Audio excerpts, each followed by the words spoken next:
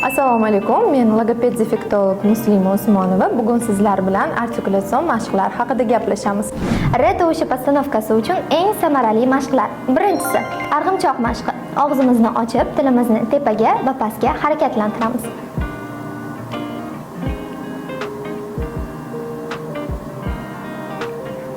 Ikkinchi mashqimiz ochcha mashqi. Bu xursand ochcha, keyingisi xafa ochcha. Uchinchi mashqimiz qo'ziqorincha. Og'zimizni ochib, ochcha mashqidagi tilimizni tepaga ko'taramiz va patologika tilimizni yopishtiramiz.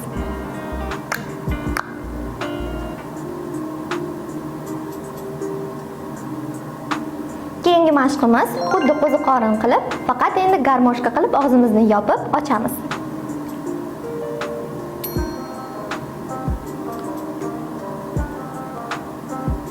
Videomiz sizga yoqqan bo'lsa, fikr va mulohazalaringizni kommentariyda qoldirishingiz mumkin.